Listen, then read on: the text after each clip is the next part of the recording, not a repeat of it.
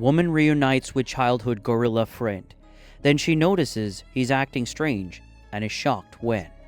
Emily never imagined that visiting an old friend would lead to a life-changing experience. It had been over 2 decades since she last saw Kido, a gorilla she once considered her closest companion. As a child, she spent hours playing near the gorilla sanctuary where her father worked as a researcher. It was a place that felt like a second home, surrounded by the sound of the jungle and the chatter of animals. Among all the creatures, Kido was special. He was just a young gorilla then, curious and full of energy, always eager to interact with Emily through the glass barrier that separated them. Emily and Kido shared a unique connection. Even as a child, she found ways to communicate with him using simple hand gestures. They would mimic each other's movements, and Emily swore that Kido understood her in ways no other creature did. Their bond felt unbreakable, but life had other plans. When Emily was 14, the sanctuary transferred Kido to a larger facility far away. She watched through tears as the transport truck rolled down the dusty path, taking her friend with it. She promised herself she'd see him again, but years passed and the memories faded into the background of adult life. Now at 38, Emily returned to her childhood town, drawn back by the chance to reunite with Kido. She learns that he has been relocated to a nearby wildlife center, a place she knows well from her father's work. Nervous excitement pulses through her as she drives up to the familiar gates, unsure of what to expect. Would Kido remember her, or would she be just another face from a past too distant to recall? Welcome back to PlotTwister. Before we unravel today's mystery, don't forget to like, subscribe, and click the notification bell so you're always in the loop. As she approaches Kido's enclosure, her heart races. He looks different now, bigger, stronger, with a certain calmness in his eyes that only time could bring. Yet as she stands there, she can't help but search for the spark of recognition in his gaze. Slowly, Kido turns toward her, pausing, as if trying to place a memory. Then something shifts. He walks closer, his eyes locking onto hers. He reaches out, pressing his hand against the glass, just like he used to. Emily's breath catches. It's as if time has folded in on itself, bringing back all those long-lost afternoons. She mirrors his gesture, placing her hand on the other side of the glass. It's a moment she's dreamed of for years, but she can't shake the feeling that there's something different, something she can't quite understand. Emily returns to the sanctuary day after day, eager to reconnect with Kido. Each time she arrives, she feels a flutter of anticipation mixed with a twinge of uncertainty. On her third visit, Kido stands at the far end of his enclosure, his back turned to the entrance. Emily walks closer, calling his name softly, though she knows he cannot hear her through the thick glass. Slowly, Kido turns, meeting her gaze. For a moment, he seems almost indifferent, as if she's just another face in a sea of visitors. But then, as their eyes lock, something shifts. Kido moves closer, his steps slow and deliberate. He places his hand on the glass just like he did the first time. Emily smiles, pressing her hand against the barrier, mirroring his gesture. A warmth spreads through her, a sense that maybe, just maybe, he remembers the girl she once was. Kido leans in, his face mere inches from hers, studying her with a deep, thoughtful expression. During their visits, Emily tries to recreate the gestures they once shared. She waves, claps her hands in a familiar rhythm, and even mimics the playful motions they used to exchange. To her delight, Kido responds, hesitantly at first, but then with growing enthusiasm. He taps the glass in time with her movements, a rhythm they seem to rediscover together. Emily laughs, tears welling up in her eyes as she feels the connection between them reigniting. But soon, Emily notices something strange. Kido begins to glance over his shoulder during their interactions, his gaze lingering on the distant point beyond the trees. At first, she brushes this off, focusing on the joy of being near him again. But each time she visits, Kido seems more distracted.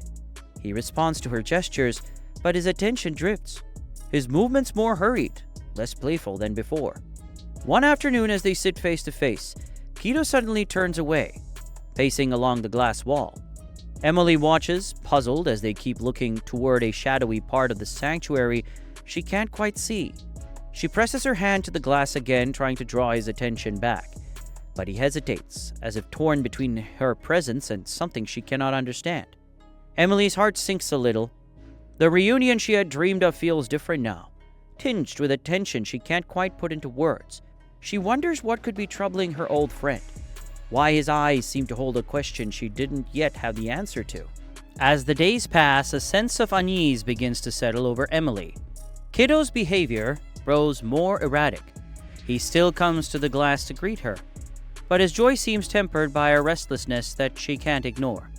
He paces more often, moving in tight circles, his eyes darting toward the far edge of the sanctuary. Emily presses her hand to the glass like she always does, hoping to bring him some comfort. But Kiddo's response is different. His hand trembles slightly against the barrier, and he withdraws more quickly than before.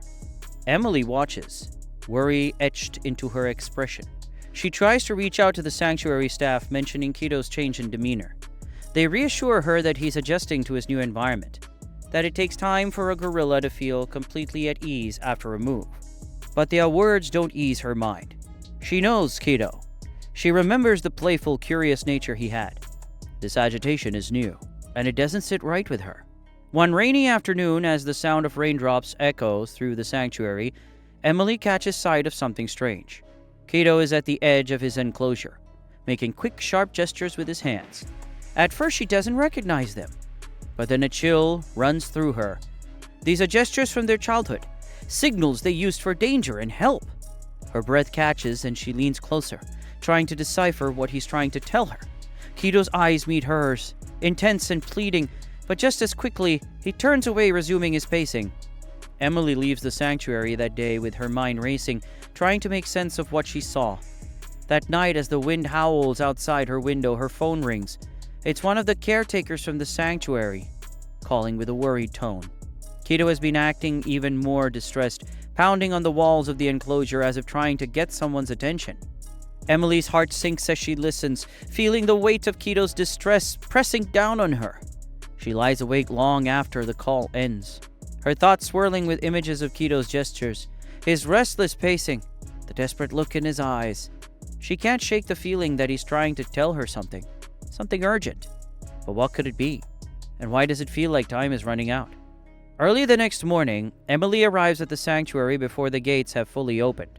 The air is thick with mist, and the dawn sky is painted with the soft pinks and grays of a new day. She moves quickly toward Kiddo's enclosure, her breath visible in the cool air, feeling a gnawing urgency she can't quite explain. Kiddo is already awake, pacing near the back of his space, his eyes darting to the same distant spot beyond the trees. She follows his gaze, squinting through the thick foliage. For the first time, she notices a narrow path leading toward a part of the sanctuary she's never been before, a section hidden by dense growth and a high fence. Kiddo's eyes track her movements as she steps closer to the edge of his enclosure, his agitation visibly increasing. He presses his face to the glass, making the same sharp gestures with his hands, a frantic urgency in each motion. Emily's heart races as she approaches a nearby caretaker, an older man who's worked at the sanctuary for years. She asks about the hidden area, her voice tense. He hesitates, glancing nervously toward Kiddo's enclosure, before reluctantly leading her down the overgrown path. The ground is slick from the morning dew, and the air feels cooler as they move deeper into the shadows of the forest. The path opens up to a small, secluded enclosure tucked away from the rest. Inside, Emily's eyes widen as she sees a younger gorilla, smaller and frail-looking, crouched near the fence. The gorilla's eyes are hollow, and its ribs show through its thin coat. A sense of unease settles deep in Emily's chest. She glances back at Kiddo's enclosure, realizing that this hidden area is what he's been looking toward all along. She asks the caretaker about the younger gorilla, her voice wavering. He explains that the gorilla, Molly, was recently brought in, struggling with illness and not adapting well to the new environment. Emily watches as Molly moves slowly, her movements weak and hesitant, a stark contrast to Kiddo's vigor. The caretaker's words feel like background noise as she takes in the scene, piecing together Kiddo's distress. As they stand there, Emily feels Kiddo's presence, even from a distance, his eyes fixed on her through the foliage. He's been watching over this hidden corner, his behavior an urgent signal that something here isn't right. And as she turns back to Molly's small, trembling figure, Emily knows that whatever Kiddo has been trying to communicate, it centers around this place, and this fragile, forgotten life. Emily's mind races as she stands before Molly's small enclosure, the truth sinking in. Keto's strange behavior, his gestures, his restless pacing, it all points to this hidden place. She feels a wave of urgency and turns to the caretaker, insisting they need to do more for Molly. He hesitates, but the determination in her eyes leaves no room for argument. Together they make their way back to the main building, and Emily convinces the sanctuary director to let her help with Molly's care, arguing that both Keto and Molly need the chance to bond and heal together. The next morning, Emily returns with a plan.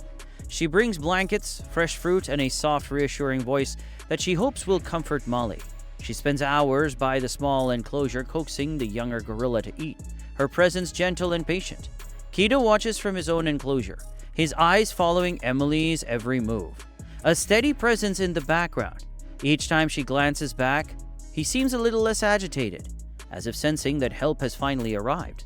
Over the next few weeks, Molly's condition slowly improves. She begins to eat more, her movements growing steadily as she gains strength. Emily watches as Keto's behavior changes too. He becomes more settled, his pacing easing, his focus returning to her during their visits.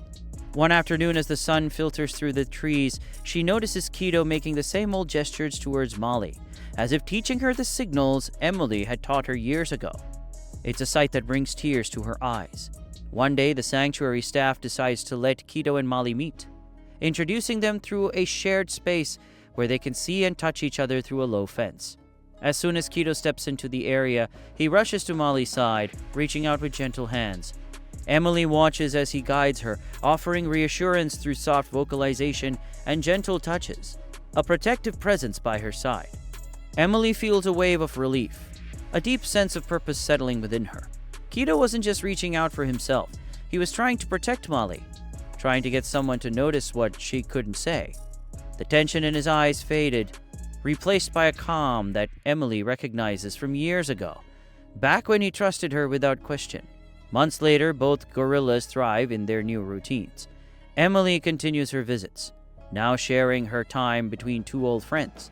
As she watches Keto and Molly play in the dappled sunlight, she realizes that their story has come full circle. Keto, once the young, curious friend she had comforted, has become a guardian, guiding another through the darkness. And through it all, he never gave up hope that someone would understand his call for help. What are your thoughts on the twist we uncovered today? Comment your ideas below. Make sure to like and subscribe for a daily dose of drama and mystery. See you later with another twist.